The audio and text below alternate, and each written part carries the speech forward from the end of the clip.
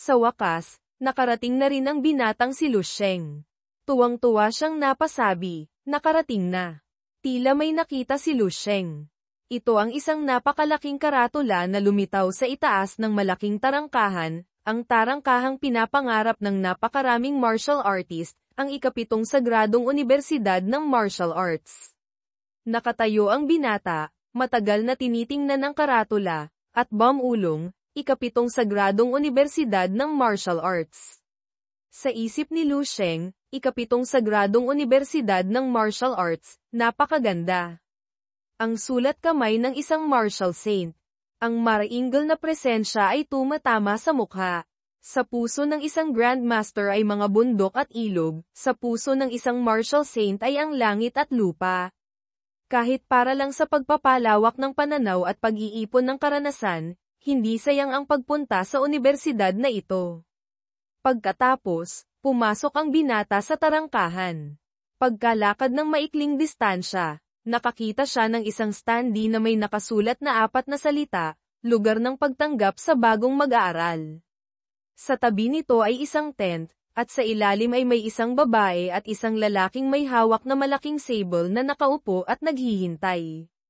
Lumapit si Lu Sheng, inilabas ang kanyang sulat, at tinanong ang babaeng nakaupo, "Excuse me, ito po ba ang reception area para sa mga bagong estudyante?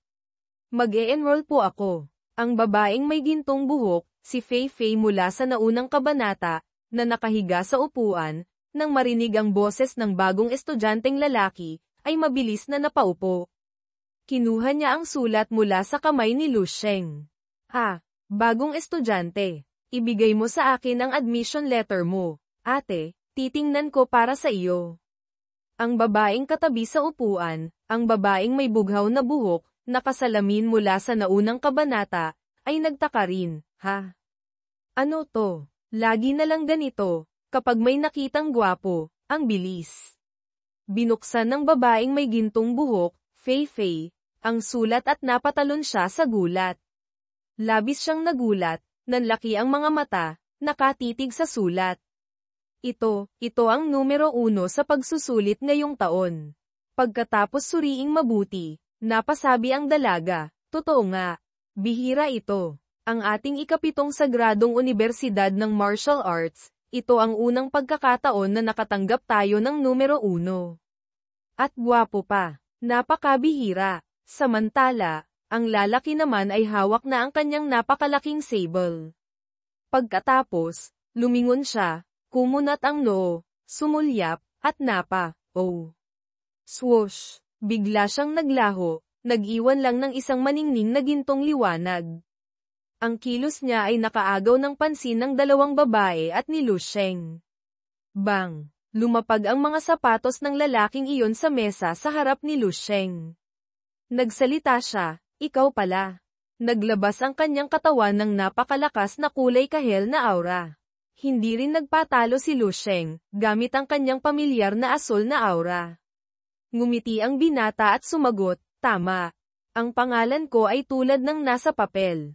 "Maaari ko bang itanong?" Hindi pa tapos magsalita si Lu Sheng, umismed na ang lalaki, naging matalim ang mga mata. Isang sable na may nakakatakot na lakas ang iwinasiwas niya mula sa likuran pasulong. Ang aura mula sa sable ay malakas, ngunit ang maningning na puting sable ay napigilan ng aura ni Lu Sheng. Nakaramdam ng kaunting pag-aalinlangan ang lalaking humahawak ng sable.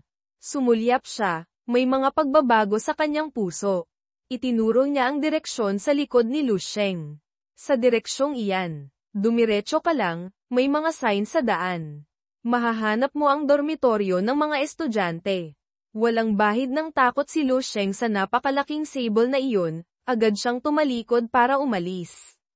"Sige, maraming salamat." Samantala, labis na nang hinayang ang babaeng may gintong buhok, Fei Fei. "Hindi man lang ako nakausap, umalis na agad."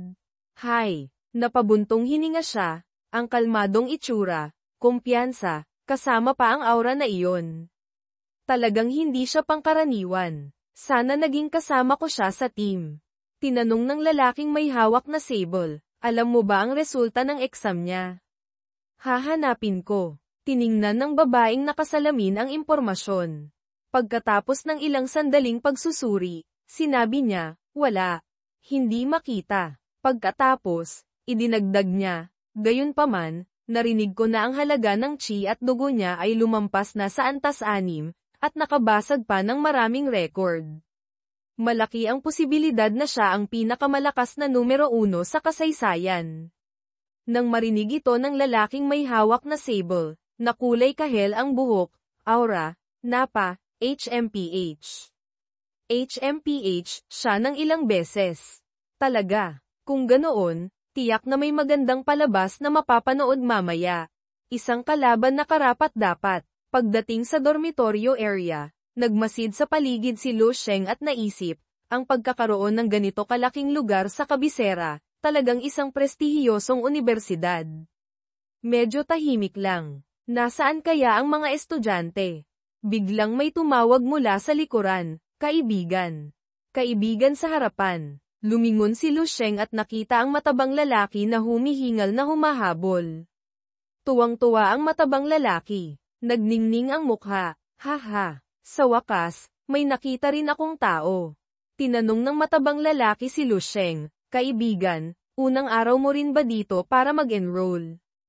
Ako si Lindsay, bagong estudyante rin. Kinamot ni Lindsay ang ulo at sinabi, pwede mo ba akong samahan papunta sa dormitoryo ng mga estudyante? Likas akong naliligaw, kalahating araw na akong paikot-ikot.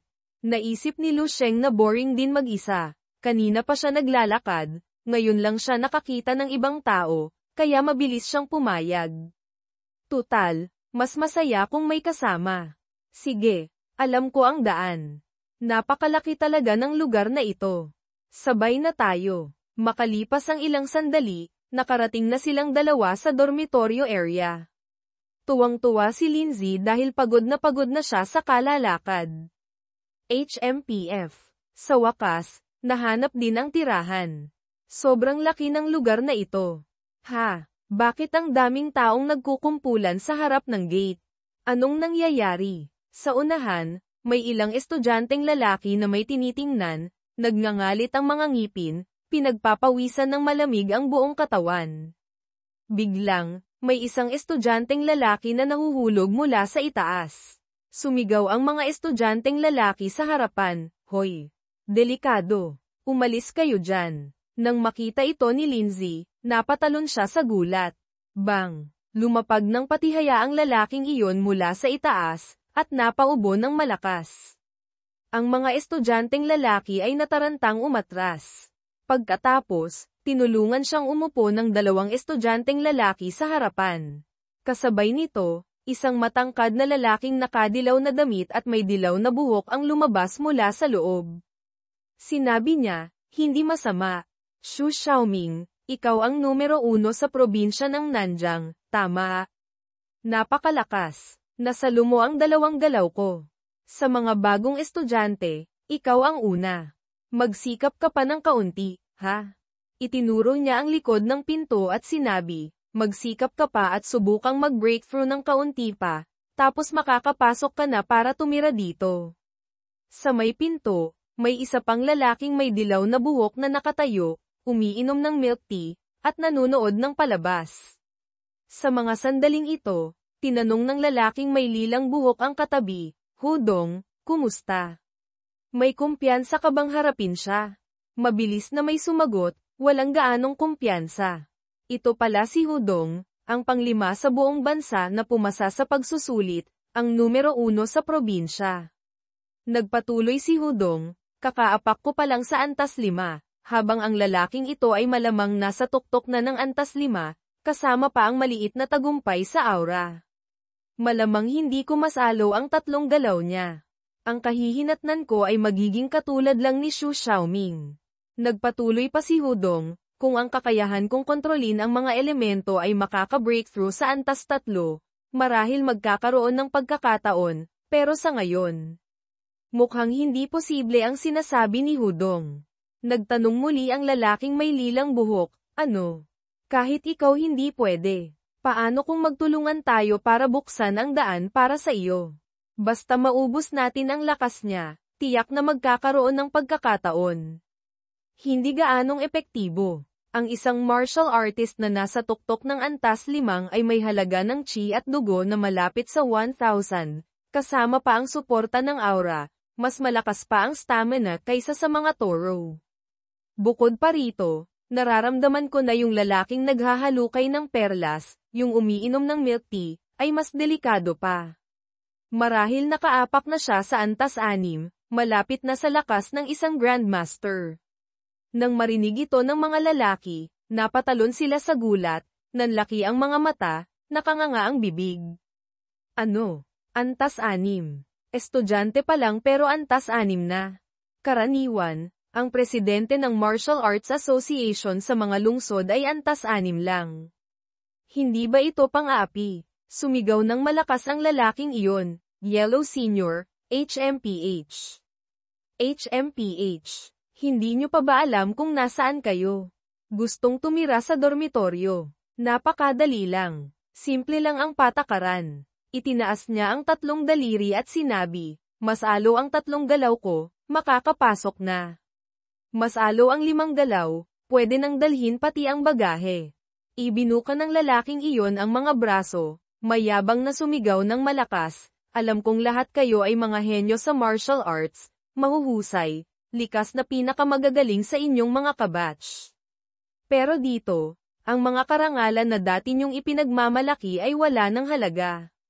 Ngumiti siya ng tuso. Lahat ng gusto niyo ay kailangan niyong makuha gamit ang sarili niyong mga kamay at lakas. At ang mga walang lakas, walang makukuha. Mabubuhay lang na parang ordinaryong tao, o masahol pa, mabubuhay na parang aso. Kawawang mga talunan. Nang marinig ito ng mga bagong estudyanteng lalaki, kinilabutan sila, kumunat ang mga mukha. Nagpatuloy sa pagtuturo ang lalaking iyon, Yellow Senior, na may maitim na mukha. Ito ang unang aral na ituturo ko sa inyo bilang isang senior na iginagalang ninyo. Ang unang aral pagkapasok sa paaralan. Nagngalit ang mga ngipin ng mga estudyanteng lalaki, naiinis dahil walang magawa sa lalaking iyon. Sa mga sandaling ito, nakatitig lang si Lu Sheng at iniisip, aha, bakit may ganito na naman? Nakakainip, bakit kung saan-saan ako pumunta, may mga langaw na lumalabas, Saturday ng mga aral sa buhay at batas ng gubat, samantalang ang lakas naman ay sobrang hina. Gaano kakapal ang mukha, kinilabutan sandali ang matabang lalaking may pulang buhok, si Lindsay. Pagkatapos ay sinabing, magaling. Tuwang-tuwa siyang napasabi, ang galing. Ito ang gusto ko. Apakan ang mga senior na ito na nagmamagaling. Sarap panoorin ang mga mata nilang puno ng takot at sindak. Ito ang klasikong pagpasok sa paaralan. Itinulak ng matabang lalaki si Lu Sheng sa gilid. HMPF. 3 o 5 galaw lang. Tuturuan siya ng leksyon ni Lolo. Pagkatapos, mayabang pang itinuro ni Lindsay ang sarili at sinabi kay Lu Sheng, bagong kaibigan. Nakalimutan kong sabihin sa iyo. Ako ang numero 1 sa martial arts sa probinsya ng Sichuan ngayong taon. Pang-8 rin ako sa buong bansa. Katatapos lang magsalita, sumugod na ang matabang lalaki. Anong basurang patakaran yan? Para makapasok lang, ang dami pang Saturday. Tingnan mo kung paano katuturuan ng leksyon ni Lolo. Agad pagkatapos, isang tunog na pak. Ag. Tapos bang. Tumalsik pabalik ang matabang lalaki sa dati niyang pwesto. Array. Lintik. Ang grupo ng mga estudyanteng lalaki at maging si Lu Sheng ay nakatutok ang mga mata sa matabang lalaki, hindi makapagsalita. Lumapit si Lu Sheng, lumuhod, at nagtanong, ayos ka lang. Mukhang nasaktan si Lindsay. Kinamot ang ulo, at umubo ng malakas. Nagkamali ako ng malaki. Hindi ko inaasahang ganito kalakas ang lalaking ito. May aura pa siya. Pagkatapos, hinawakan ni Lindsay ang ulo at napangiwi. Inalo ni Lu Sheng si Lindsay. Hehe, sige na. Napakagaling mo na. Susunod, ako naman. Pagkasabi nito, humakbang pasulong si Lu Sheng sa gitna ng pagkagulat ni Lindsay.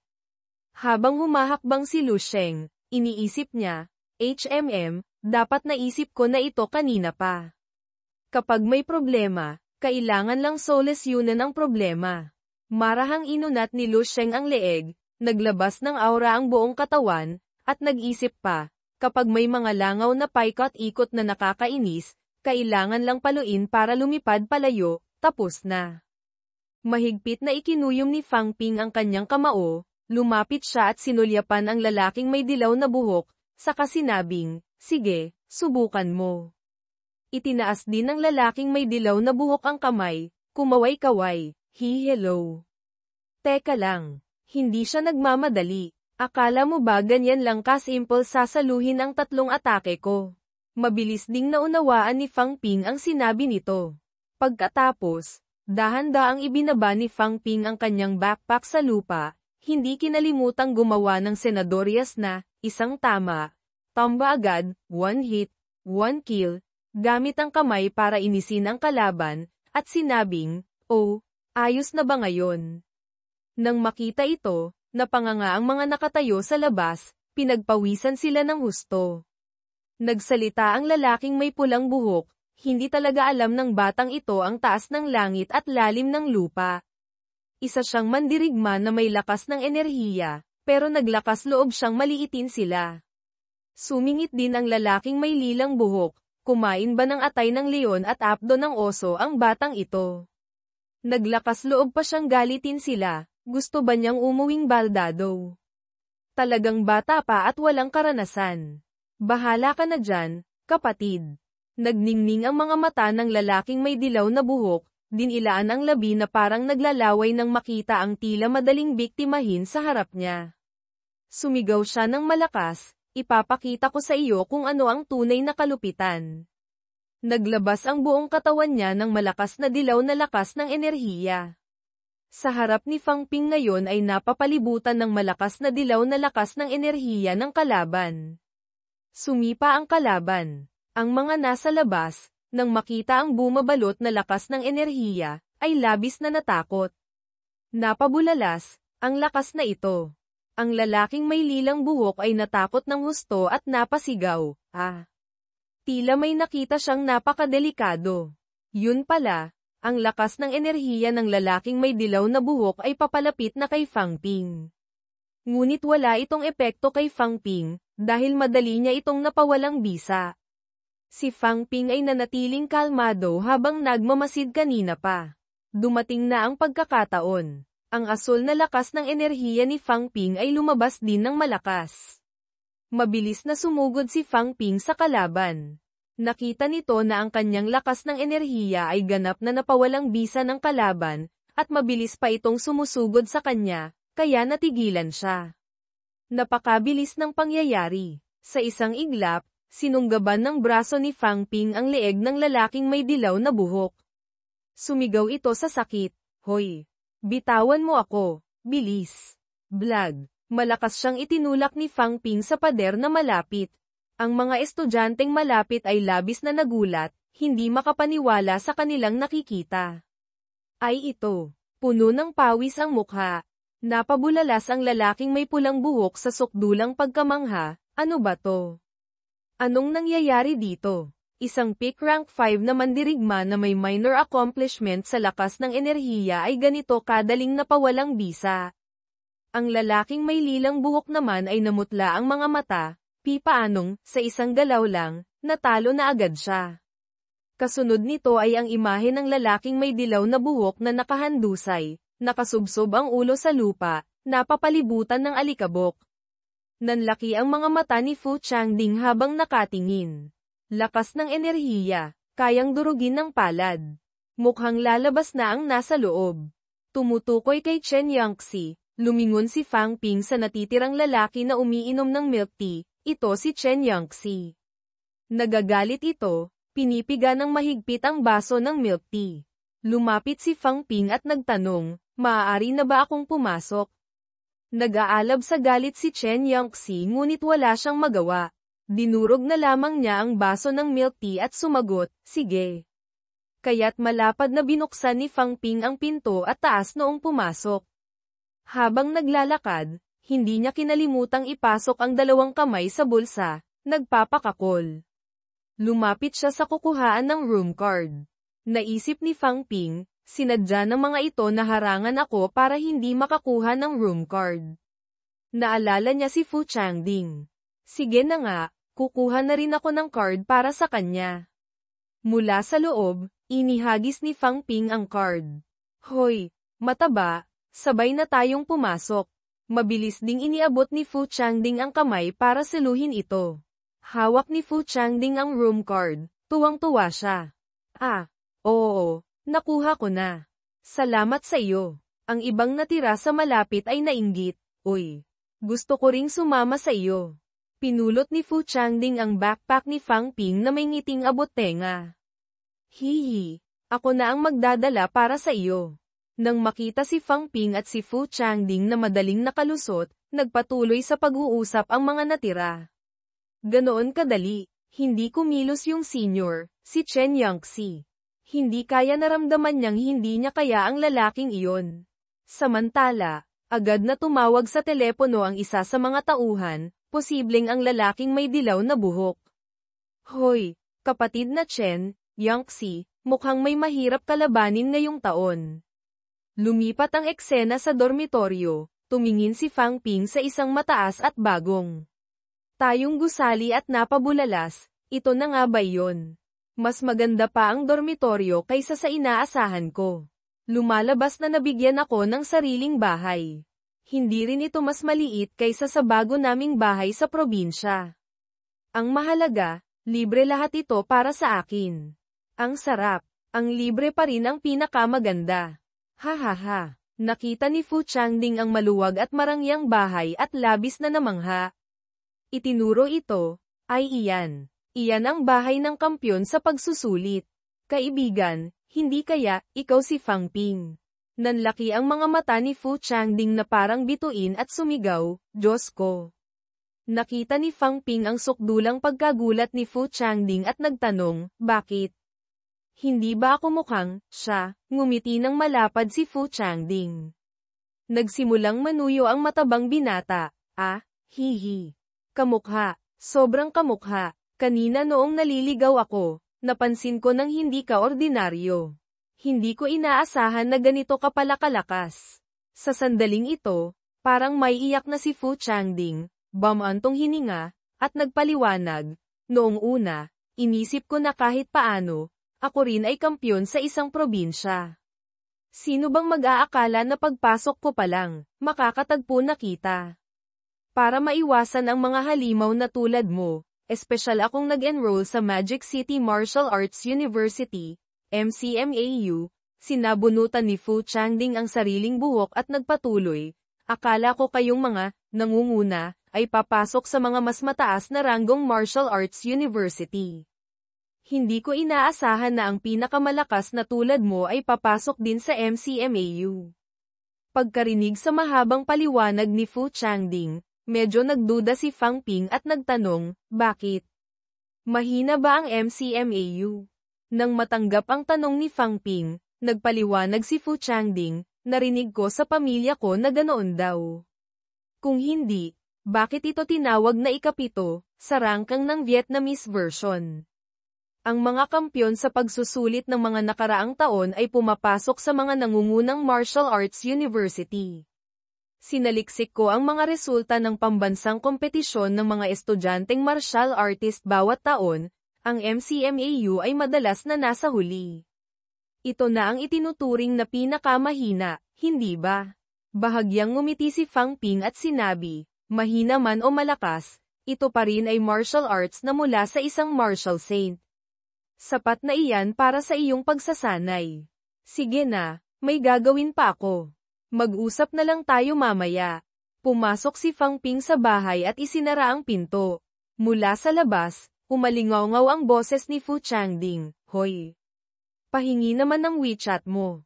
Pagpasok sa loob, humiga si Fang Ping sa sofa at nag-isip, hindi rin masama ang mga gamit dito. Kahit ang sofa ay gawa sa balat ng halimaw na hayop, kumpleto sa lahat ng kailangan. Probinsyano na unang beses sa lungsod. Nakakita siya ng isang magandang remote sa mesa. Hindi niya alam kung ano ito.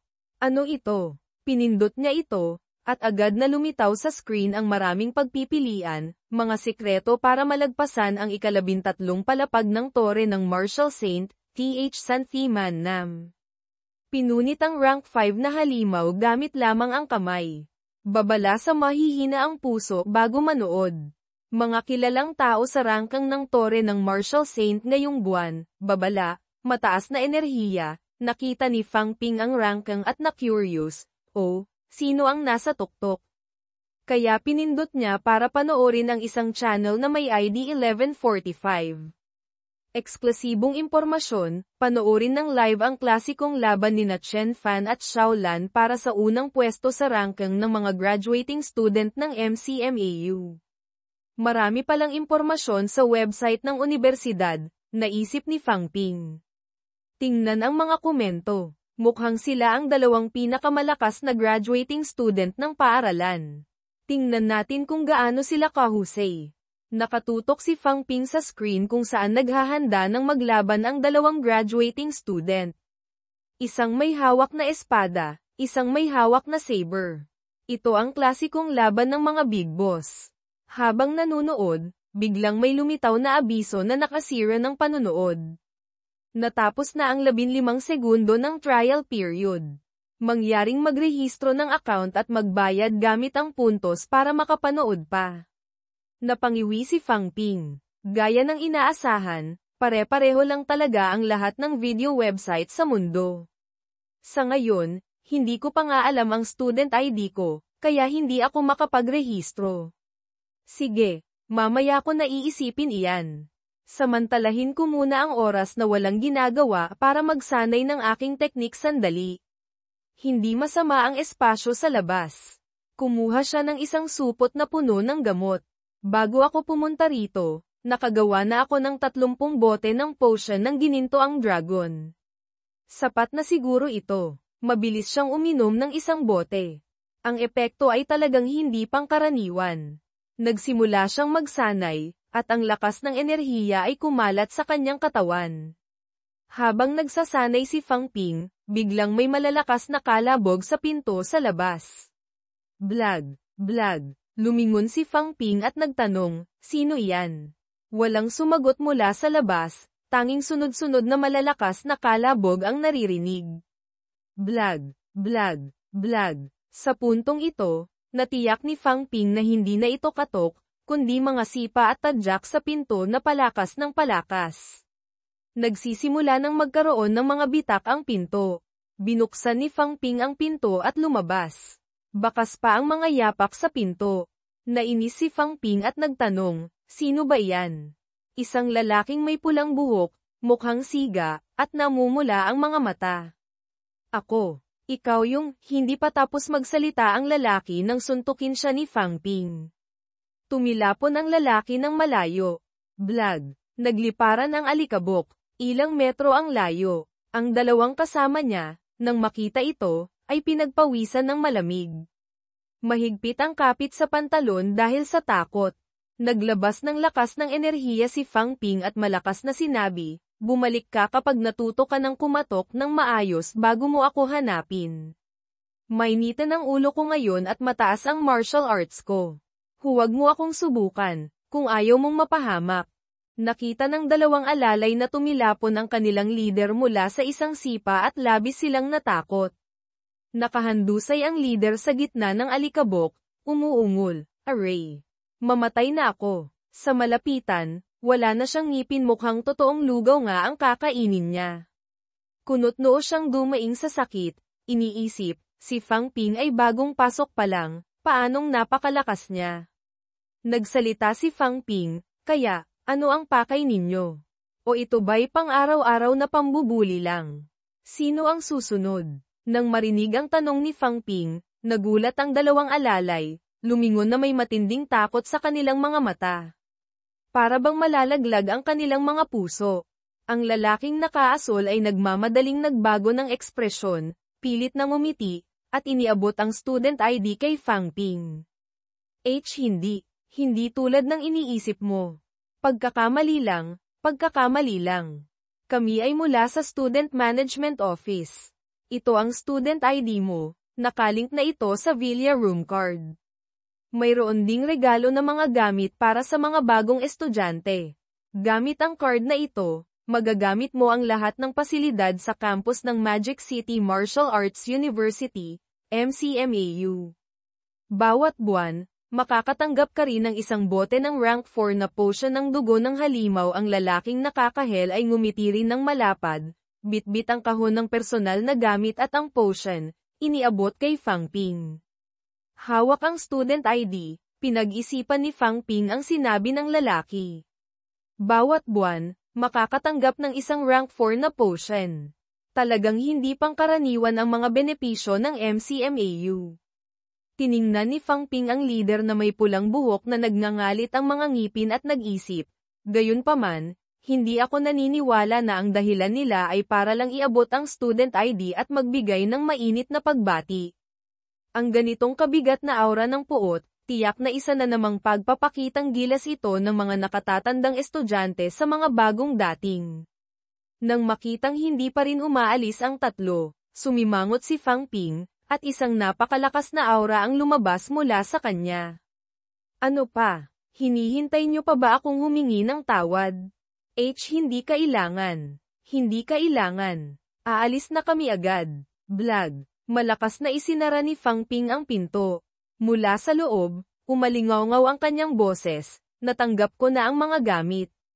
Salamat sa pagpunta ninyo rito. Mag-ingat sa pag-alis, hindi ko na kayo ihahatid. Nang makitang nakapasok na si Fang Ping, nakahinga ng maluwag ang tatlo. Nagmamadaling tumakbo ang dalawang alalay para tulungan ang kanilang leader. Galit na sinabi ng leader, "Buwisit. Nakakainis. Isang dating estudyante na binugbog ng ganito ng isang bagong dating. Ano ngayon? Gusto mong gumanti?" Tanong ng isa. "Hindi ako gagawa ng ganyang kahangalan laban sa kanya." Bumantong hininga ang leader na may pulang buhok at sinabi, "Anong pagganti? Noong nakaraan, nang gumawa ako ng misyon laban sa isang rank 6 na blood beast, hindi ako nasugatan ng ganito kalala. Pero hindi pwedeng matapos ng ganito ang usapang ito." Sa susunod, hindi pa tapos magsalita ang leader ng isang matalim na tingin ang sumilip mula sa bahagyang nakabukas na pinto. "Oh, hindi pa kayo umaalis." Ang mga salitang iyon ay nagpang-inig sa tatlo. Ang mga mata ni Fang Ping ay parang gustong pumatay. Nagpatuloy siya, "May nakalimutan pa ba kayo, mga senior?" Nang makita ang tingin ni Fang Ping, labis na natakot ang tatlo, namutla ang kanilang mga mukha, at bumuhos ang malamig na pawis na parang ulan. Nagmamadaling sinabi ng lalaking nakaasul, "Wala na. Wala na." Sumingit ang leader sa gitna, Oo nga pala. Nakalimutan naming ipaayos ang pintong nasira." Mabilis na tumawag sa telepono ang lalaking nakakahel. "Hello. Facilities Department. May emergency dito. Magpadala kayo agad ng tao para ayusin ang pinto ng bahay ng kampyon sa pagsusulit, Fang Ping. Buhay ang nakasalalay dito. Bilis. Agad-agad. Gamitin nyo ang pondo para sa bahay." Pagkaalis ng tatlo, pumasok si Fang Ping sa bahay at binuksan ang TV. Bumulong siya, "Ngayong may multi-purpose card na ako, makakapanood na siguro ako ng mga video." Ano? Pwede na. Nakita niya ang isang lalaking may hawak na espada at nagtanong sa sarili, ito ba ang kasalukuyang number 1 student sa ranking ng MCMAU, si Chen Fan? Nakikipaglaban ng nakasot at tie. Mukhang astig. Sumunod ay isang lalaking may hawak na malaking saber. Ito si Shaolan. Sila ang kumakatawan sa pinakamataas na antas ng talento sa martial arts sa rurok ng martial arts ng Longbow. Gaano kaya sila kalakas? Kasunod ay ang eksena kung saan ang lalaking may saber ay nagpakawala ng isang malakas na hiwa mula sa itaas. Mabilis na umatras ang lalaking may espada para umiwas at gumanti ng atake. Boom! Boom! Boom! Nagliparan ang lupa at bato. Pagkatapos ay isang serye ng palitan ng atake ang ipinamalas ng dalawa.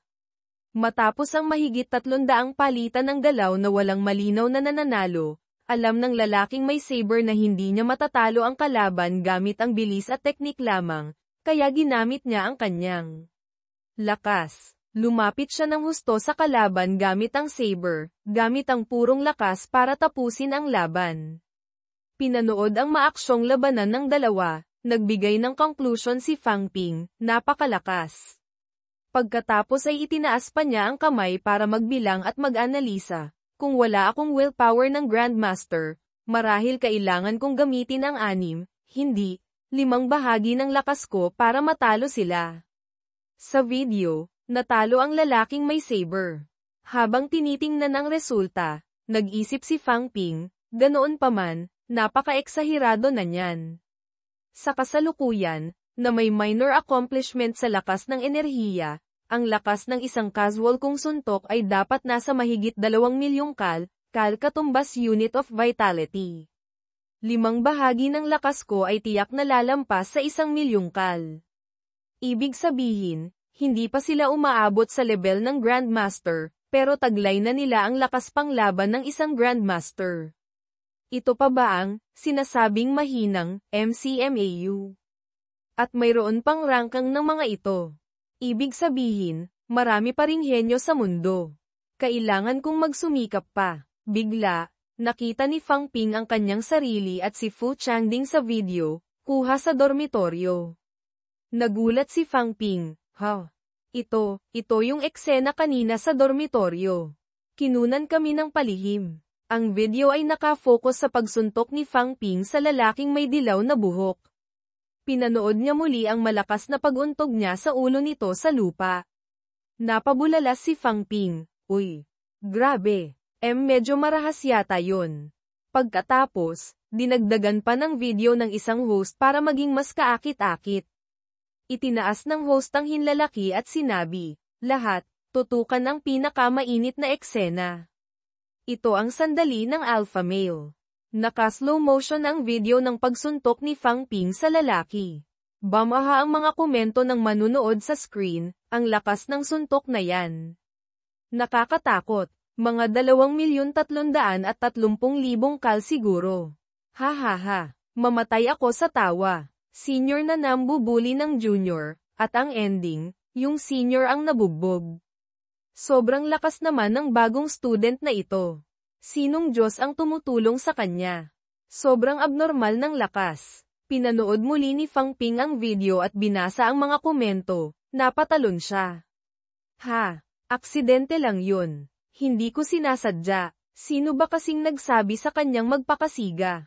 Naramdaman ni Fang Ping ng kaunting awa para sa lalaking may dilaw na buhok na nabugbog. Mukhang hindi siya makakapagtaas ng noo sa paaralan ng matagal. Habang nasa kalagitnaan ng pag-iisip, biglang kumulo ang tiyan ni Fang Ping. Gutom na ako. Kakain muna ako. Tingnan natin kung anong klaseng pagkain ang mayroon sa kantin ng MCMAU. Bumaba si Fang Ping sa kantin at nakita itong puno ng tao. Maya-maya, si Fu Changding ay may bitbit na tore ng pagkain na mas mataas pa sa ulo niya. Hihi, Boss Fang, huwag mo akong pagtawanan, ha? Gusto ko talaga tong mga pagkain to, kaya kahit nag-e-ensayo na ako ng martial arts, mataba pa rin ako. Sabi niya habang naglalakad at tumatawa ng masaya. Paglapit niya, nakita niya si Fang Ping na kumakain ng 6 na hamburger ng sabay-sabay. Nanlaki ang mga mata ni Fu Changding. Ano ba yan? Mas malakas pa siyang kumain kaysa sa akin. 6 na hamburger sa isang subuan. Grabe, wala pa pala ako sa kalingkingan niya. Pagkatapos noon, hindi na maipagmalaki ni Fu Changding ang kanyang kakayahang kumain. Lumapit siya kay Fang Ping, yumuko ng may hiya, grabe ka, Boss Fang. Ikaw pa rin ang the best. Samantala, si Fang Ping ay puno pa rin ang bibig, nilulunok ang mga hamburger. Sa isang lamesa malapit, may 2 babaeng nag-uusap. Namula ang babaeng may dilaw na buhok, sumulyap kay Fang Ping, at sinabi, ha? Siya ba si Fang Ping, ang pinakamalakas na bagong estudyante? Mukha siyang gwapo, ano? Sumagot ang kaibigan niya, pero huwag kang padaya sa itsura. Gwapo nga, pero napaka-brutal kung kumilos. Pero, type ko siya. Hihi. Sa kabilang lamesa, Dalawang lalaki ang nakatingin kay Fang Ping habang humihigop ng sabaw, sumimangot. Buwisit, binugbog ng batang yun hanggang mabali ang buto ng kaibigan natin. Malapit na siyang maging rank 6. HMPH. Nagkataon lang na naging kampante siya. Gusto ko ring subukan kung gaano kalakas ang kampyon sa pagsusulit na ito. HMPH. Ako rin. Luminggalinga si Fu Changding at sinabi kay Fang Ping, Boss Fang. Narinig mo ba? Pinag-uusapan ka ng lahat. Unang araw mo pa lang sa pasukan, ikaw na agad ang bida ng paaralan. Sana kasing lakas mo rin ako. Sumagot si Fang Ping, hindi naman ito laging magandang bagay. Katatapos lang magsalita ni Fang Ping nang may kumatok sa kanilang lamesa. Moalang-galang na. 4 na lalaki ang lumapit sa lamesa ni Fang Ping. Nagsalita ang lalaking nakapula, ikaw si Fang Ping, tama. Magpakilala tayo. Ngumiti siya at inilahad ang kamay. Ako si Wu Fan. Ngayong taon, ako ang kampyon sa pagsusulit ng probinsya ng Yuhang, rank 17 sa buong bansa. Ako, si Fang Ping ay isang santo ng pagkain, figure of speech, meaning he loves eating. Kaya ayaw niyang naiistorbo habang kumakain. Kaya't malamig siyang sumagot, oh, tapos. Pumunta ka ba rito para ipagmayabang ang resulta ng exam mo sa akin? Isang kalbong lalaki na mukhang siga ang susugod sana, ikaw. Ngunit pinigilan siya ni Wu Fan gamit ang kamay. Pagkatapos, nagpatuloy si Wu Fan, Fang Ping, alam kong napakalakas mo. Maaaring hindi ako ang iyong kalaban. Ngunit ito ay isang paaralan, ang pakikisalamuha sa lipunan ang pinakamahalaga. Kaya ikaw, hindi pa tapos magsalita si Wu Fan nang putulin siya ni Fang Ping, dahil alam niyang hindi siya kalaban nito. Kung alam mong hindi mo ako kalaban, bakit ka pa pumunta rito para hamanin ako? Patuloy pa rin si Fang Ping na kukuha sana ng 2 siopaw nang magsalita pa rin ang lalaki. Alam mong may mga bagay na hindi dapat gawin, mga taong hindi dapat galitin, pero matigas pa rin ang ulo mo. Sabihin mo nga, hindi ka ba masyadong matalino? Pagkasabi nito, tumayo si Fang Ping, sumimangot, at malakas na ipinukpok ang 2 kamay sa lamesa, na bahagyang nagpagulat kay Wu Fan at napaatras ito. Panipi tandang pananong tandang padamdam panipi. Pinagpawisan ng husto si Wu Fan, nakatitig kay Fang Ping. Alam niyang hindi niya makukumbinsi si Fang Ping gamit ang salita lamang, kaya nagngalit ang kanyang mga ngipin at sumuntok siya papunta kay Fang Ping. Ngunit sa kanyang pagkagulat, naramdaman niya ang isang napakalaking palad na tumatama sa kanyang mukha. Swoosh! Nahawakan ng kamay ni Fang Ping ang mukha ni Wu Fan. Natakot si Wu Fan at nag-isip, lintik. Ang eksenang ito, parang pamilyar. Nakita ko na to kung saan. Oo nga pala. Sa video yun. Katatapos lang niyang isipin iyon nang ibinalibag ni Fang Ping ang kanyang ulo sa sahig. Blam! Yumanig ang sahig, tumalsik ang pagkain. Nanatiling nakahawak ng mahigpit ang kamay ni Fang Ping sa mukha niya habang ang sahig ay nabasag at lumubog, gumawa ng malalim na butas. Ang mga alalay ni Wu Fan ay labis na natakot, nanlaki ang mga mata, nakatayo lang at hindi makaimik. Sumigaw si Fang Ping, sinabi ko na sa inyo. Mainitan ang ulo ko at madali akong magalit. Huwag na huwag kayong lalapit para manggulo o istorbohin ako. Ang mga mata ni Fu Changding ay hugis bituin sa sobrang paghanga. Ang astig mo, Boss Fang. Samantala, ang ibang mga estudyante ay napanganga. Isang demonyo. Nagkatotoo ang demonyo. May ilan pang gumamit ng telepono para kunan ng video, para siguro i-edit at lagyan ng music.